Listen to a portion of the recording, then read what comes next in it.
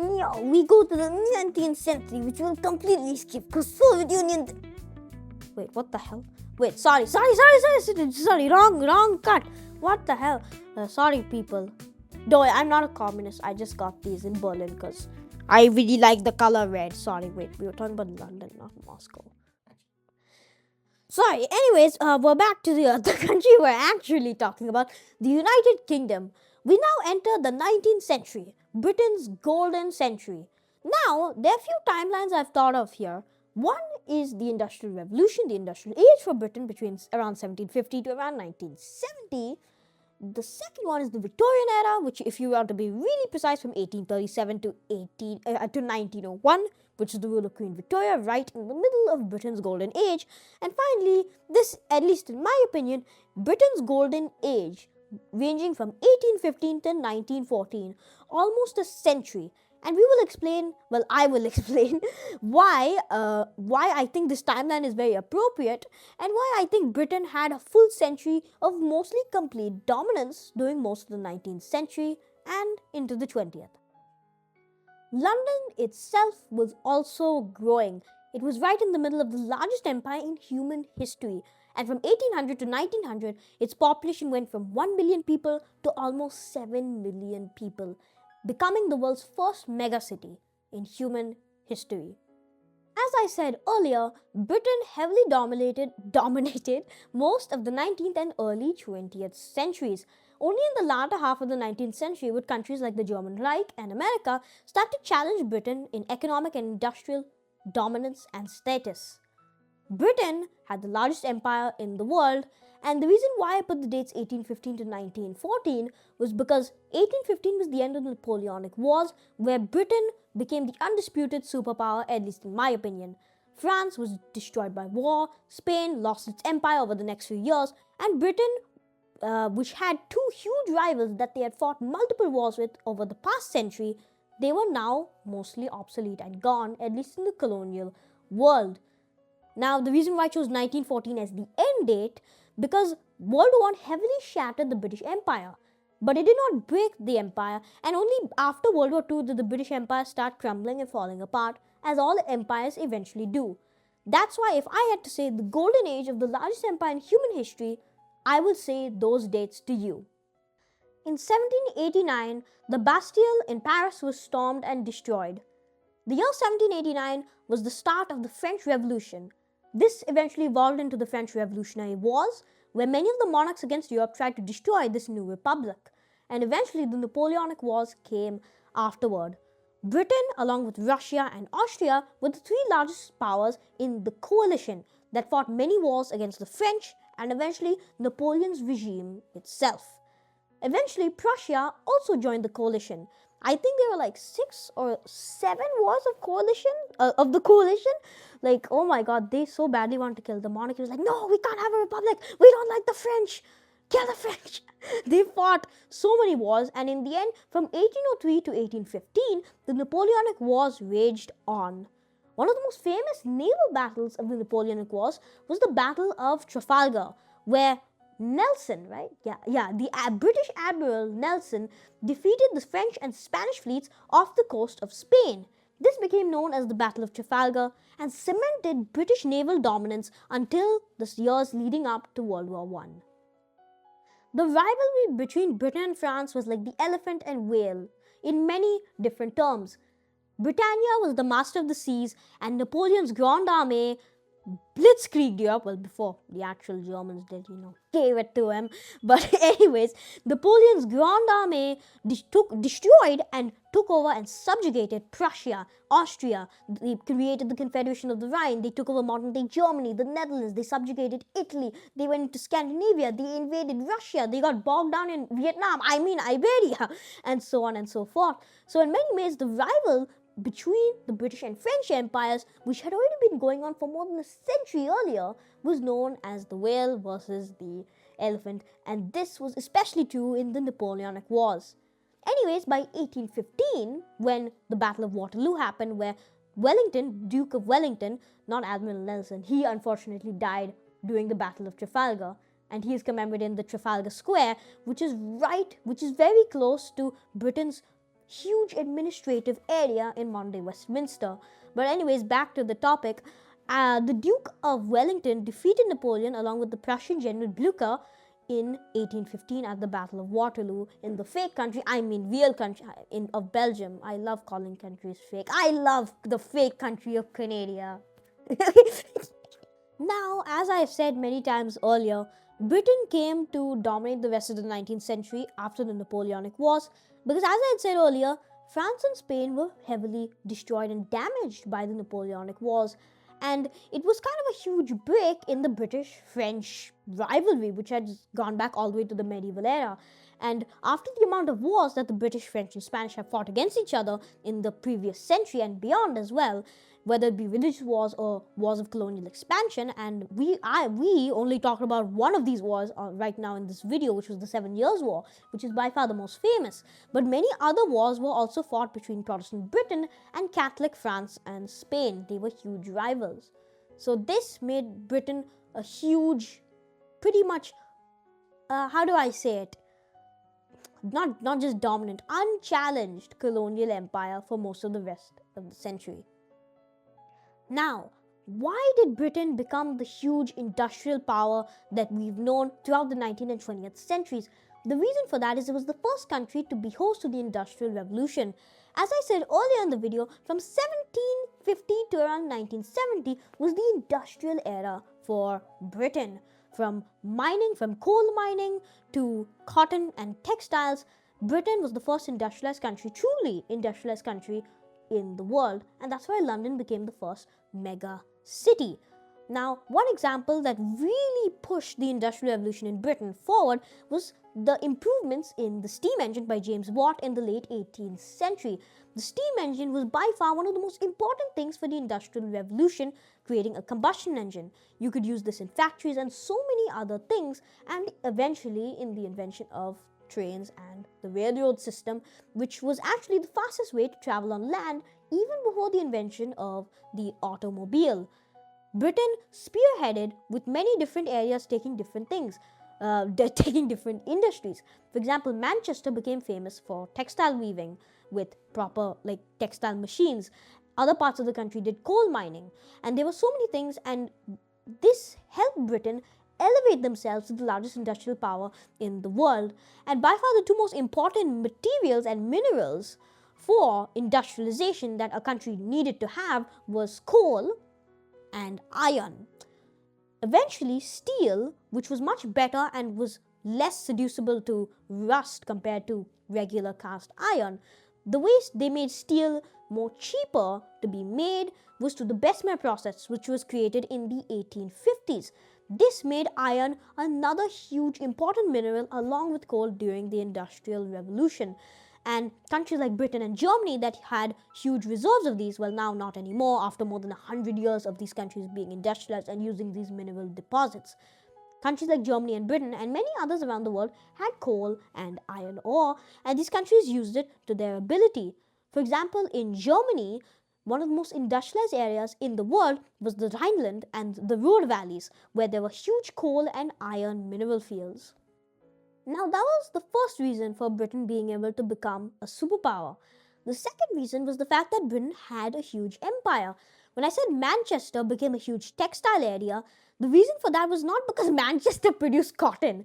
It's because they sourced cotton from the American South and other places like India. As a matter of fact, because of the American Civil War, and during that time, the US, the Union, blocked cotton exports to Britain from the south. Britain ended up importing cotton from India, and that's why the city of Bombay, today called Mumbai, which is today India's largest city, was actually started to become a huge city and a city of importance for the British and eventually modern day India because of that. That is an example of how economics and markets can shift economies, and this is also now into the 19th century we can really see not just private companies and chartered companies, colonialization, and maybe Canadians eating beavers, but also you really start to see the global market we see today and that we so easily take advantage of. Britain was a huge player in this globalization in a lot of ways. Even though it did not fully properly happen until after the Second World War, it still facilitated a huge amount of trade. And Britain, as I said earlier, had an empire to source materials from territories like Canada, India, South Africa, Australia, for prisoners, of course. What the hell's in Australia except kangaroos that want to kill you? Okay, well, Australia, New Zealand, and so many other places. Britain had a huge empire, and especially places like India and Canada, these were very useful places to source resources from. This enabled Britain to get a lot of resources that wouldn't have been able to be produced in Britain, such as cotton for textiles. I'm going to introduce you to my best friend, I mean my favorite history book. I've learned so much from this book. It is History of the World, map by map, and they have many beautiful maps. Like, look at this, dynasties of communist China, that was. See, Great Depression, the wars, conflicts, and even industrialization. This is the map in this book that we're going to be focusing on, industrial Britain. So here you can see that mainly England is industrialized, but the red areas are coal fields. So before the Bessemer process was invented, where it made steel cheaper to make, over here as you can see 1856, Bessemer process was invented to make steel cheaper. But other than that, before that, in the decades leading up to it, like starting in the 1750s when England started to industrialize, coal was by far the most important material. And you can see in the red areas, these are all coal fields. And you can see many of Britain's biggest cities like Manchester, Liverpool, Newcastle, and even in Scotland, Glasgow and Edinburgh, and even down in Wales, Cardiff, these are in coal mining areas. In general, the southeast, which is where London is, didn't have a lot of this. So London wasn't really a huge industrial area, more so a financial one, as I've been explaining in this video. But here you can see a lot of highlights here. For example, down here, wrought iron produced for the first time. So there are advancements in the production of iron. And then, of course, if you go up here, you'll see a lot more ones. See, Duke of Bridgewater Canal, England's first canal. So with the industrialization and a lot of steam-powered engines and whatnot, they're able to dig canals. And of course, here even more strives of innovation throughout the iron and even coal industries. If you can see here, by 1850, coal production increases by tenfold from just a century ago, which is pretty short in historical terms. If you go all the way here, the first proper steamboat was created over here in Scotland. And there are so many other things. I don't think I can cover them all. But one highlight I want to make out is Robert Stephenson's company, locomotive company. If you go down here all the way to the bottom of the map, you can see a train engine he called Rocket in 1829. And if I'm not mistaken, in the same year, and also I think this is the precise engine, the first railway line was opened somewhere between Liverpool and Manchester. I think maybe directly between Liverpool and Manchester, somewhere in this region. It was the first railway line in human history, and I think in 1829 it was created. Another example of innovation, look here, 1779. This is like right after, during the American Revolutionary War, as a matter of fact, the first cast iron bridge is constructed. So a lot of strides with coal, iron, steel, and even textiles. You can see a lot of textiles and also tasty sheep, except in this case they're being used to represent wool, even though I'd like to eat every single one of them. A lot of different industries are colliding together in Britain with innovation, big empire, and as you can see here, Liverpool becomes a major port due to cotton imports from the US South and eventually places like India, which is why Bombay within India became a huge city in a large part due to cotton imports and also general trade that the British want to spread throughout their empire.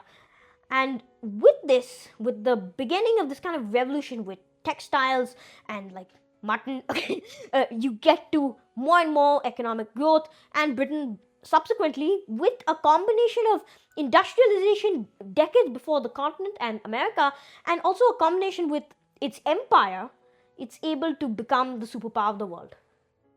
London was the first mega city in the world, a huge part due to industrialization and causing people to move from the countryside into the city because there were more jobs and factory jobs specifically.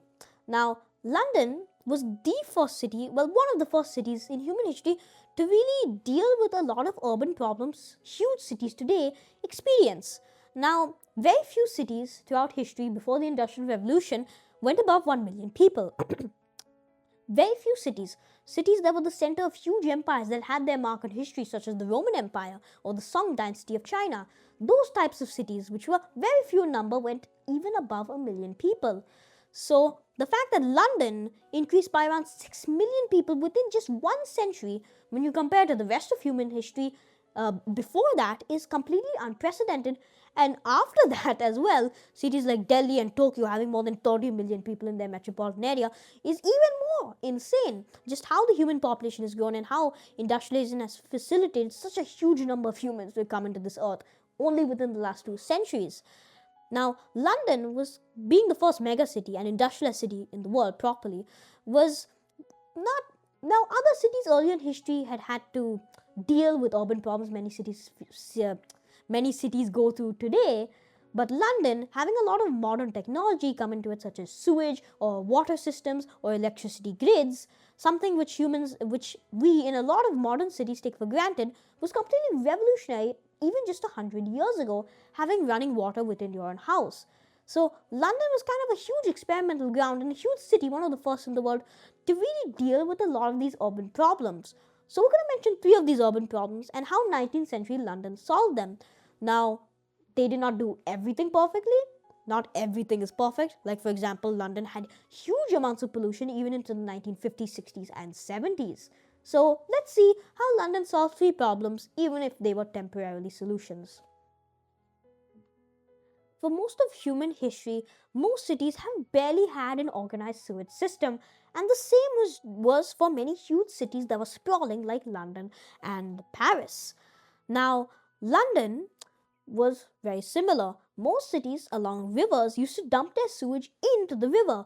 That's why even to this day, certain rivers like the Thames or Seine in London and Paris are still a bit polluted even to this day.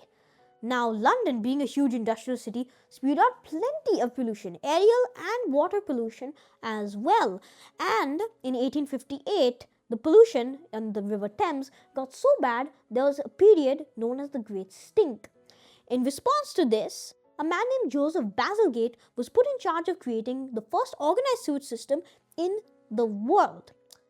He ended up creating a sewage system with hundreds of kilometers, if not thousands of kilometers, long pipes across the entire city of London. Well, not city of London, the entire area of London. And it was one of the largest engineering breakthroughs of the century, and it was the first modern organized sewage system in the world. And eventually this would also bring organization into the electric grid, and even today, where the newest utility of all is internet, all of this, it may be very basic, very functional, but it still is very interesting to see the engineering behind how these systems work.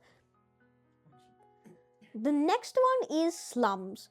Today, in cities all over the developing world, such as cities in India, Pakistan, Bangladesh, Philippines, and many other places, you see a lot of slums.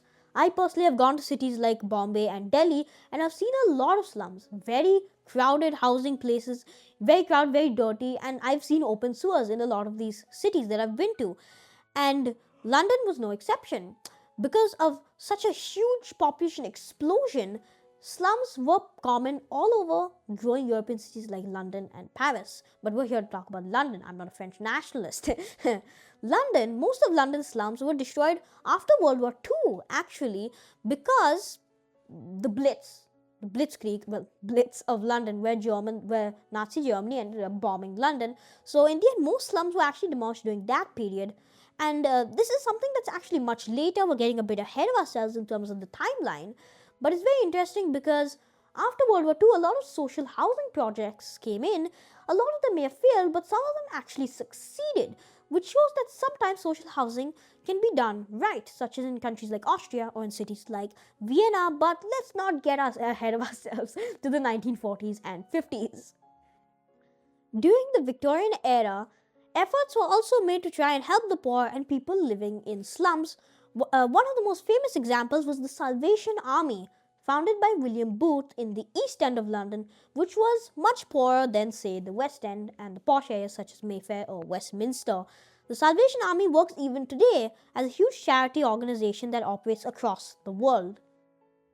London, being the first megacity in the world, struggled with traffic even before the invention of the automobile. And in 1868, in response, the first metro system in human history was created, known by its nickname, the Underground. By 1900, the Underground had a sprawling network all across the city of London, and during both World War I and World War II, especially during the Blitz of World War II, it was used as an underground bombing shelter because of its huge, vast network. Today, the London Underground is one of the largest in the world, with one of the largest lengths in pure railroads and also one of the largest systems in the world. Today, it expands across literally the entire metropolitan area of London and was a huge blueprint for many more metropolitan areas to create their own metros in the coming future. Now, since we talked about the underground, let's go into more depth about railways. Before the mass production of automobiles in the early 1900s, railways were the fastest mode of land transportation throughout most of the century. And the largest reason for London growing outward with such huge suburban growth and growing so far away from the major city, which is called suburban sprawl, and a lot of people associate suburban sprawl for cars, like how we see happening in the United States in most US cities. But London suburban sprawl happened, at least for majority portion of the time we'll be talking about, it happened due to railways and the underground. Now, railways were a key player in transportation and even mobilization of armies. One example of how railways heavily determined the fate of wars was during the Franco-Prussian War of 1870 to 1871, where the Prussians, or the German Confederation at this point, united, first of all, yes, did unite against the French because no one likes the French, but number two, one thing that really helped them beat the French, which was a full unified country versus their confederation, one thing that really helped them was they were able to mobilize their troops and send them by railways. This eventually helped the Prussian and later on German army to hit Paris and beat France and show those Frenchies how you get it done. They didn't get beat by the Brits. Even the Germans don't like them. Even the Italians don't like. Even the Spanish. No one likes the French. Okay. Anyways, but as you can see, railways, whoever controlled the railways and used railways more efficiently could mobilize soldiers faster, which means they could also deploy troops faster and fight wars faster. Slowly, throughout the 19th century, war was becoming more and more industrialized. And later in the video, we'll see how World War I took this to horrifying scales of industrialized killing and warfare. But the good part of railways, other than literally mass mobilizing troops to, beat up the French because we don't like their cheese, anyways, it was good for transportation. As I said earlier, this was able to facilitate the first mega city in the world to grow far outside of its original medieval walls, beyond from kilometers to kilometers on end. This connected cities and grew economy a lot. And one thing that really helped it was the Bessemer process, which made making steel cheaper because steel was less susceptible to rust, unlike regular cast iron. The Industrial Revolution progressed and empires grew and industrialization sped up more and more. Eventually, by the late 1800s, countries like the German Reich and America were starting to outpace America in economic growth and industrialization. Germany is a very good example of this in Europe, and America also was eventually catching on to becoming a huge industrial nation. Many beautiful buildings were being built during the Victorian era. The most famous example is the Houses of Parliament and Big Ben. Close by to it is a street called Whitehall, and many government buildings such as the Royal Admiralty and Wellington Barracks are also located there. That road leads up to Trafalgar Square, and also eventually close by is Buckingham Palace and Hyde Park. One of the most famous examples of how Britain showed the grandness and greatness of the British Empire was during the World Exhibition of 1858, where they built the Crystal Palace. Unfortunately, they destroyed it and you can't see it today, but it was a spectacle to behold. So here I am on Google Earth, my favorite app on a computer, and here we're going to see London. So here is London, this is Westminster, and this is the city of London. So Ignore those skyscrapers, they suck. So here is St. Paul's Cathedral, but let me specifically explain what I just explained over here on the west end. So just before that, the east end is here, and as you can see there, the docklands, and this leads to the river, which eventually leads outside.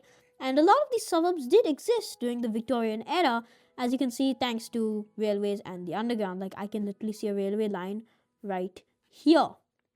Anyways, back to the west end, and one more thing about the railway. See, a lot of railways here, over here, train stations. There's this beautiful train station here as well, St. Pancras, right here. Yeah, this is St. Pancras. This is King's Cross Station. So yeah, these people are train-aholics. Remember that. Now, here is this perspective of what I just talked about. This is the Palace of Westminster and Big Ben over here. This is Westminster Abbey.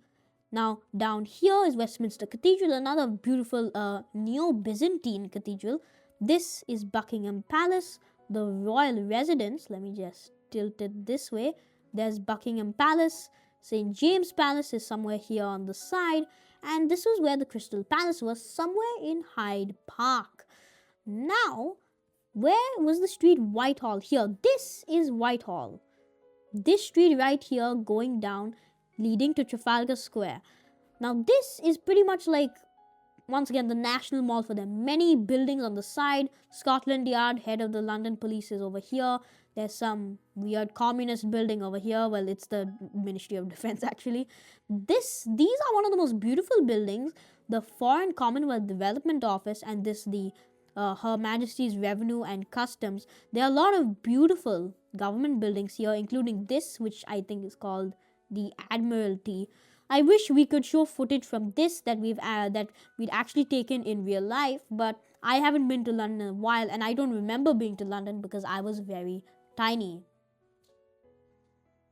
In 1888, London was finally created. In 1888, the County of London was finally created.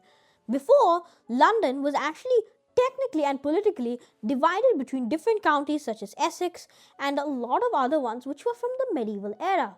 This was very outdated since a city with over 7 million people had just popped out of nowhere. I mean, not nowhere, over centuries. So in 1888, the County of London was formed, and eventually in 1900, that was furthermore split into 28 metropolitan boroughs. This will not be the last time London will politically reorganize, though. The British Empire has left a huge mark on the world, and today so many countries around the world, such as in India with a huge population, has a large English-speaking population as well. As a matter of fact, I think there are more English speakers in India than Britain, Australia, Canada, and New Zealand combined. I'm guessing, I'm not sure, but even then it's around the same number. And a lot of other huge countries in the world today have a lot of English speakers. Now, today in our modern world, the United States has become a superpower, which has also even furthermore spread the use of English. But the British Empire was still a huge stepping stone to have the massive English-speaking world we have today. Think of it, when you see media all around the world, a lot of it is actually English. And other large languages like Mandarin is very regional, or like other large languages like Mandarin or even Spanish are kind of regional and set in certain regions, like Mandarin in China and Spanish in regions like Central America and South America. So English has truly become, by far to this day, the undisputed, completely global language that you can speak from North America to Oceania. The British Empire's legacy is everlasting even today with its crappy borders. With the crappy borders they made. Like, seriously, there are a lot of crappy borders. From India and Pakistan to Israel and Palestine. A lot of borders that this empire has drawn up, and a lot of conflicts are happening today. This has happened throughout history, very common with when empires break, when huge empires break and dissolve. Most recently, the Soviet Union that broke up to this day have a lot of border conflicts. The same happened with the British Empire, and the same has happened with many other large empires like the Romans and the Mongols. It's something you're going to expect when empires get destroyed. But stay on the video. We're not done with the British Empire yet. Not yet. Now we enter the early 1900s, where Britain is starting to be challenged by Germany and America and other countries as well, like France as well, in terms of colonialism. Actually, during the 1880s and 1890s, Africa was basically completely gobbled up by Britain, France, Germany, and so many other European powers. Even the little Belgians decided to get one colony in. But now, a lot of tension had been boiling up over a century. Europe had not seen a war in almost a huge major war that engulfed the entire continent in almost a century. And in 1914, after many conflicts and disputes with the Russians, the Habsburg Austrians, and the Ottomans within the Balkan region, it eventually exploded after the heir to the Austro-Hungarian throne was assassinated by a Serbian nationalist, Gavrilo Princip. He was assassinated in Sarajevo, the capital of Bosnia is Sarajevo. That's how you say it. He was assassinated in Sarajevo, I think in June or July of 1914, and thus the First World War kicked off due to a series of alliances. Russia came to the alliance, to Austria wanted to declare war on Serbia, which they did due to the fact they accused the Serbian government of being responsible for the assassination of a royal Habsburg heir. Russia joined the Serbians, the German Reich joined the Austrians. Germany then proceeded to declare war on France because France was an ally with Russia. Later on, Germany tried to surpass French defenses by attacking Belgium, neutral Belgium, which then triggered the British Empire, and now we got Britain, France, and Russia versus Germany and Austro-Hungary, and eventually the Ottoman Empire would also join in as well. Many other countries in the middle, such as Bulgaria, Romania, and Belgium, would be in the war, but this World War was, as I said earlier, an absolutely catastrophic display of the industrial warfare that had been coming up for many years. A lot of generals were thinking like it was the Napoleonic Wars in a lot of different ways. Some countries like Russia were still using cavalry during that era, which proved very disastrous. Battles like Tannenberg, Verdun, and the Somme were very disastrous. As a matter of fact, the first day of the Battle of the Somme, which was a British assault against the Germans to relieve different offenses across the war, they lost more than 30,000 soldiers in one day. The absolute horrific industrial and human scale cost that World War I showed, it showed that an era had gone by. The era of the famous Napoleonic cavalry charges and so many other things, that era had gone by with faster shooting rifles, the dreadnought era of naval warfare, better artillery, machine guns, chemical warfare, and many other things. This was an absolutely boiling point because Europe had not had a huge war. Like, basically every century or so, or maybe like every 50 years or so, all the European great powers decided to come, hey, we haven't killed each other in a while, let's go do yay! Like there, it's insane. Every single century there's an excuse to fight another big war. In the 1700s it was the 7 Years' War, in the 1800s it was the Napoleonic Wars, and in the 1900s it was not one but two world wars that struck the European empires down eventually. The British Empire was heavily damaged by this, and after such costly battles like the Gallipoli campaigns, the Eastern Front, Western Front, battles like the Somme, Verdun, Tannenberg, Masurian Lakes, the world was completely devastated and changed forever. Out of the empires that went into the war, the Ottoman Empire was destroyed, the Austro-Hungarian Empire was fractured and destroyed, the German Reich was destroyed and replaced with the Weimar Republic, much weaker, and also much land was taken from the German Reich, well, not the Reich anymore. The Russian Empire was destroyed and engulfed in a few more years of the Russian Civil War and the Bolshevik Revolution, even after World War I. The British and French empires were heavily damaged and destroyed, and even during World War II, you can see that Britain and France had been much more weakened even at that time, and the American Soviets took a huge load during World War II. The British Golden Era, from 1815 to 1914. After World War I, the British Empire was never the same again, and during the interwar period, countries like Egypt and even Ireland seceded from the British Empire. And even before World War II, Britain started giving Commonwealth status to different countries. Like even before World War I, they gave the Commonwealth status to Canada, Australia, New Zealand, South Africa, and a few others. One very important one that they didn't give Commonwealth status to was India, which was still directly ruled by the British Crown and like the British Raj. And India, being the largest British colony and also the jewel in the crown, was very important. World War I not only introduced industrial scale warfare, but it also introduced a kind of trade choke point. During World War I, the Suez Canal was under threat. Suez Canal was built in the late 1800s, and was a very vital corridor for Britain to access not only the Iranian oil fields but the jewel in the crown, India, rather than sailing all around Africa. So during World War I, you could see another form of modern warfare that was starting to appear, a form of trade embargoes and tariffs and trying to block other people from trading with others. And this is before the full-on globalization of the world economy after World War II. Between the interwar periods, London's suburbs grew rapidly. Semi-detached housing and terraced housing dominated these suburbs, and many people started moving to them. In 1939, London's population hit its all-time peak of 8.6 million people.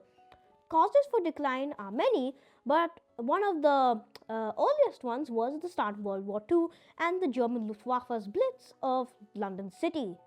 London's huge underground network, bus network, and even tram networks enabled London to grow out in such a huge suburban sprawl. Also, more and more people started to own cars, as during the 1920s, Ford created the T model. I think that's what it's called. And this enabled the first mass production of cars in history. And so throughout the interwar period, before World War II, you really start to see more and more people owning cars, even regular people, after this huge mass production of cars starts happening. And after the post-war period, more and more highway infrastructure starts to get developed, and now we get to today's world where there are highways in most countries. London and Britain, like most of the world, was hit very hard during the Great Depression between 1929 to 1939, which was the start of World War II. During this era, many extremist parties, such as the Nazis in Germany and the fascists in Italy, started to gain popularity. Similar things were happening within Britain as well. The Communist Party of Britain and the British Union of Fascists, I don't remember their names, but basically communist and fascist parties started to gain traction within Britain. And in 1936, many hostilities culminated in the Battle of Cable Street, which was a huge multiple clashes in one day between the police and many other different groups. Since 1868, when the first underground system in the world opened in London, multiple different companies had been competing not only in metros but also in buses and trams. In 1933, a man named Herbert Morrison united all of these fraction companies into one single board, today known as London Transport. Herbert Morrison also introduced the Metropolitan Green Belt, which went around London and around its suburbs to try and prevent London from going too far outward. He also worked to destroy slums and build more public facilities like schools and hospitals. From 1939 to 1945, World War II took place. And for a decent part of the war, Britain was pretty much the only outlier that was still fighting Nazi Germany until the Germans invaded the Soviet Union. France was overrun in like 2 weeks, and so was most of Europe. So Britain was pretty much the only one defending against Adolf Hitler's regime. And as a result, the Wehrmacht Luftwaffe, which is their air force, started to bomb Britain, but especially London. Almost around 30,000 Londoners died during what is known as the Blitz. During this time, children were evacuated to the countryside and civilians hid in London's huge underground network. In late 1945, one air raid became known as the Second Great Fire of London. It caused a huge firestorm which engulfed most of the city of London. St. Paul's Cathedral, however, remained relatively unscathed and became a famous symbol of Britain not kneeling down to Nazi Germany. In the beginning of World War II, Britain and its allies suffered a huge defeat. The Germans ended up encircling Britain, the British Expeditionary Force, and also among France's best armies in Dunkirk. The British were able to evacuate their soldiers back to Britain. In the meantime, France ended up falling to the Germans. Winston Churchill later said a speech, and I quote, "We shall fight in the beaches, we shall fight in the landing fields, we shall fight in the fields and the streets and the hills. We shall never surrender." That was a part of Winston Churchill's speech, which became very famous during that time. Now, in the end, Britain and its allies, after the intervention of America and also the Eastern Front fighting with the Soviet Union, in the end, they were able to defeat Nazi Germany. World War II was the last fatal blow to the British Empire. In the next 2 decades, the British Empire will lose almost all of its colonies, and one of the first to leave was India and Pakistan, which got partitioned and got independence in 1947. Today, though, there's a league called the Commonwealth of Nations, and many former countries that were part of the British Empire, like India, Canada, and Australia, are a part of that Commonwealth of Nations.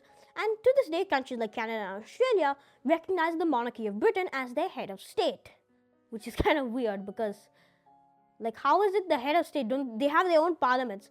And also, really funny, why does Australia and New Zealand have the British flag on it? Like, what? Even Canada used to have the British flag. Like what the? Oh my god. After World War II, Britain had to answer its housing shortage problem. During World War II, tens of thousands of buildings were destroyed in London alone. And in response, Britain, as much of the rest of Europe, started to build apartment blocks and flats. The Soviet Union went all in on this, once housing the entire population of modern day Italy in some of these housing blocks, also known as commie blocks. But anyways, the devastation of World War II caused the push to create more public housing and more apartment buildings and more flats. Many of these projects failed. One example that didn't fail was a project called the Barbican, which today you can see right in the center, close to the city of London. The 1960s was characterized by the counterculture of the youth against traditionalist values. During this time, many rock bands such as the Beatles and Rolling Stones, and later on other bands like Queen and Led Zeppelin, came out during this time, and it was known as the British Invasion. The Beatles became especially famous, and they ended up becoming popular all across the world and still are to this day. From the 1950s onwards into the coming decades, more and more immigrants, especially from countries like India, Pakistan, Bangladesh, and also West Indian countries like Jamaica, all of who like cricket by the way, started coming to Britain, and to also show those Brits that you invented cricket, but you never won the World Cup, you won 2019 World Cup. Now listen here, the Brits invented cricket, and I'm surprised I've not talked about cricket yet. They also invented football, not soccer. The stupid Americans, they call it soccer, and they call their fake wrestling game football. Why do they call it football? I've had this problem. But anyways, cricket's the greatest sport. All of us know it's the greatest sport. And yeah, basically the reason why, do you want to know the biggest reason why London is full of Indians and like Pakistanis, like Jamaicans? You know why? Because they want to show Britain, you've not won any World Cups. India won 2, West Indies won 2, Australia, they won 6. Why did we lose the last World Cup to Australia? Okay, anyways, out of my cricket mania, why did we lose the World Cup? Anyways, out of my cricket mania, oh my god. During the 1970s, in the 1980s, and even 1990s, the Troubles, which came from Northern Ireland, started to spark, and the IRA started doing terrorist attacks across Britain and in London. Ireland had got independence during the 1920s, but Northern Ireland, which was heavily Protestant and originally mostly ancestrally from places like Scotland and were Presbyterian, is that how you say it? Basically, some Protestant denomination, and because of that, a couple counties which made up Ulster decided to stay with Britain. This caused a lot of tensions between the Catholic Republic of Ireland and the Protestant Ulster counties, also known as Northern Ireland today. In 1965, since then, London had been growing vastly over the past few decades, ever since, not decades, more than a century, it had been growing insanely. And in 1965, the Greater London Metropolitan Area was created. And hey, they have a cool headquarters just across the river from Westminster Palace. But anyways, that happened, and 32 boroughs were created. And this is the modern shape of the London Metropolitan Area today. Starting in the 1970s, thanks to Margaret Thatcher's rule as Prime Minister, Britain started to deindustrialize. One example within London itself was the Docklands on the East End. They couldn't accommodate large modern container ships, and like many other industrial areas across the country, it started to become abandoned and run down. During deindustrialization, it helped certain parts of the country, but it heavily destroyed economies in other parts of the country. As Britain started to move towards finance in the latter half of the century and into the 21st century, London benefited greatly. And as I've said already so many times in this full London series, London is the second largest financial center only after New York City.